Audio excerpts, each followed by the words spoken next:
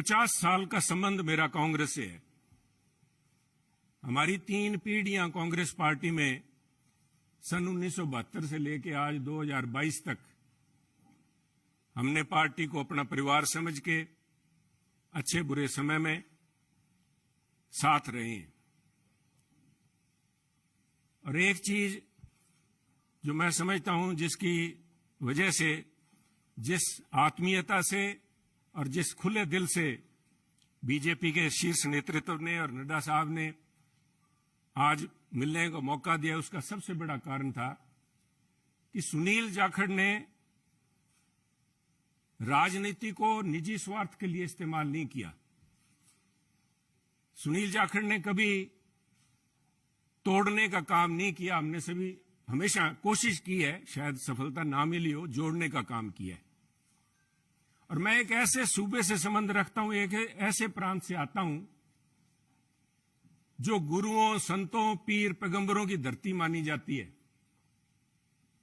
अगर राष्ट्रीयता की बात, जैसे नड्डा साहब ने बार बार जिस बात को एम्फेसाइज किया है, आज अगर जहां देश की जरूरत राष्ट्रीयता की भावना की है, वहां अगर राष्ट्रीयता कहीं से चालू होती है, जिसे कहते हैं उर्स्प्रुंग, द बेसिक जेनेसिस राष्ट्रीयता, वो तभी पैदा होती है जब समाज में राष्ट्रीयता की भावना हो, एकजुटता की भावना हो। और पंजाब का मूल मंत्र ये रहा है, गुरु नानक देव जी ने सर्व साझीवालता की बात कब की थी? आज भी उस पर पहरा देने के लिए पंजाबी उसी तरह तत्पर खड़े हैं।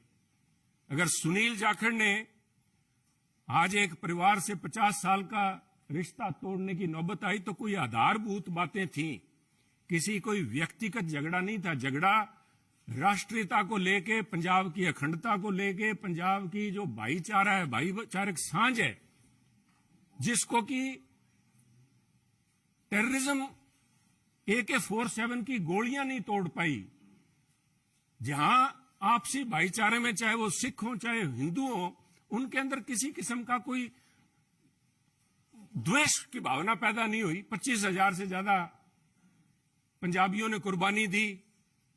पर आप भी गवाह हैं, साहब पड़ोसी दे, आपका तो पड़ोसी सूबा है, आप तो जब हिमाचल से चलते हैं, पंजाब के बीच में से होके जाते हैं, कभी भी कोई फर्क नहीं आया, किसी किस्म का कोई किसी सोच ही नहीं आई।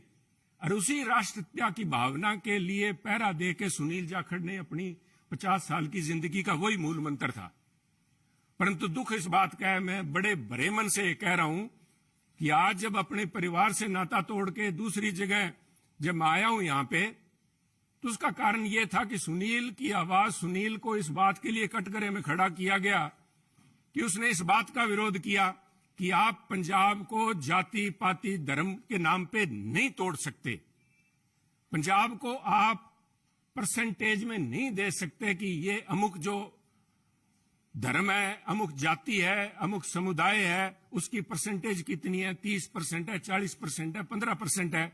मैं समझता हूं पंजाब एक सूबा है जिसने देश के लिए template has established a template for the country. Every single citizen has the same right as anybody else. सबको बराबरी का, there is no second class citizen in Punjab.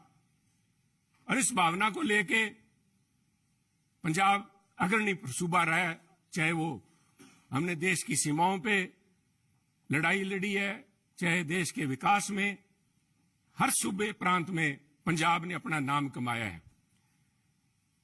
कुछ लोग बात करेंगे क्योंकि हुआ क्या, कोई एक व्यक्ति की बात नहीं है कि एक व्यक्ति ने बोल दिया और संबंध टूट गया। वो कहना कच्ची यारी है, नहीं साहब, इस तरह नहीं टूटा करती। ये कोई शीशा नहीं है जो 50 साल का संबंध है। कहते हैं कोई शीशा नहीं है कि पहले हम इंसान हैं, हमने रिश्तों को निभाया असूलों की तरह, पर जब असूल ही टूट जाएं, जब हम अपने सिद्धांत से हट जाएं, अपनी आइडियोलॉजी से हट जाएं, तो मैं समझता हूं this is a right time to have a rethink. उसको सारा सोचना पड़ता है कि हम जा किस तरफ रहे हैं, आज किस तरफ बढ़े जा रहे हैं। तो उसको लेके मैं समझता हूं कि यह निर्णय लिया गया। और क्यों निर्णय लिया गया बीजेपी के पास, मैं क्यों बीजेपी के आपके यहां आज मंच पे बैठा हूं। सब तरह तरह की अटकलें लगाई जा रही थी सुनील को लेके, कयास लगाए जा रहे थे, क्यों बड़ा स्वाभाविक था। जिस दिन से नड्डा साहब आपने देखा कि मैंने गुड बाय बोला, मेरी तरफ से तो गुड बाय 11 तारीख को, जिस दिन मैंने देख लिया कि आवाज के ऊपर पाबंदी लगाने के लिए नोटिस जारी किए जा रहे हैं, तो आवाज नहीं रोकी जा सकती। सुनील को आप पद से हटा सकते हो, किसी से दूर कर सकते हो, सुनील की आवाज गिरवी नहीं रखी जा सकती। आवाज राष्ट्रीयता के लिए उठेगी।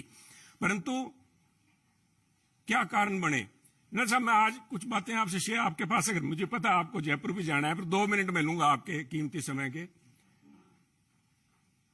पार्लियामेंट के अलावा मुझे 1.5 साल पार्लियामेंट में काम करने का मौका मिला सरसा जी, पर उसके बाद पार्लियामेंट से बाहर मेरी मुलाकात हुई माननीय प्रधानमंत्री से जब वो पंजाब आए। करतारपुर कॉरिडोर एक बहुत लंबे समय की मांग, बलूनी जी, जो सारे सिख समुदाय की नहीं, पूरे पंजाबियों की, जो भी व्यक्ति पंजाब से प्रवेश जी जुड़ा हुआ सबका था कि हमें करतारपुर साहब जाके हमें अपनी बात श्रद्धा नमन करने का, उसकी संभाल का, उस हमारे गुरु घर का हमें को मौका मिले।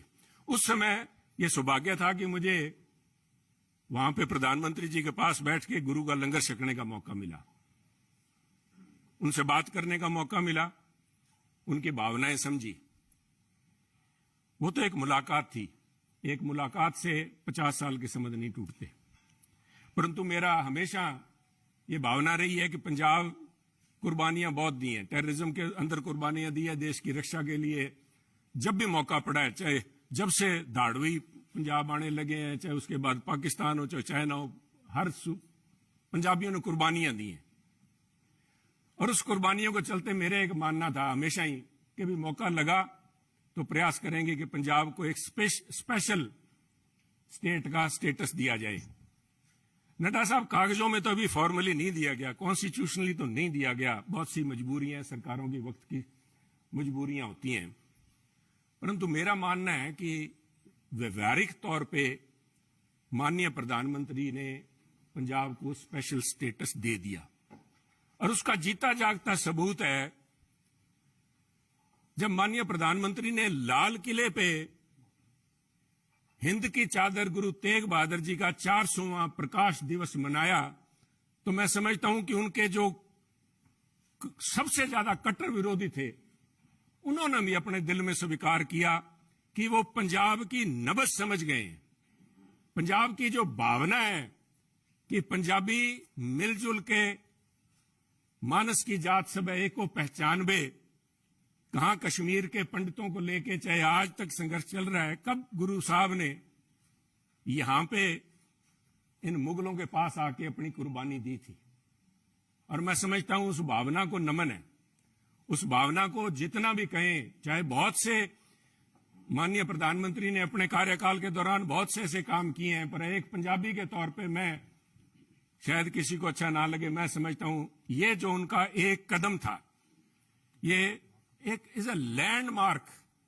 इसने अपने आप लोगों की भावनाएं, लोगों की आज भावनाएं उनके साथ जुड़ी। और मैं समझता हूं कि आज मेरा यह सौभाग्य है कि पंजाबी होने के नाते और गुरु साहब की उस धरती से आते हुए, जैसे गुरु नानक देव जी के बारे में अल्लामा इकबाल ने कहा था कि फिर उठी सदा आखिरी एक तौहीद की पंजाब से, मर्दे कामिल ने जगाया हिंद को फिर ख्वाब से।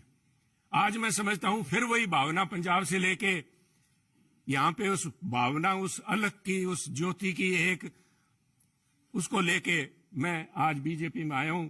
और मैं समझता हूं कि आप लोगों के सहयोग, आपके मार्गदर्शन, माननीय प्रधानमंत्री अमित शाह जी के मार्गदर्शन में अगर मैं रत्ती भर भी देश में और पंजाब के लिए उस अखंडता को कायम रखने में कामयाब होता हूं तो मेरा जीवन सार्थक मैं मानूंगा। आपका बहुत बहुत धन्यवाद। जय हिंद।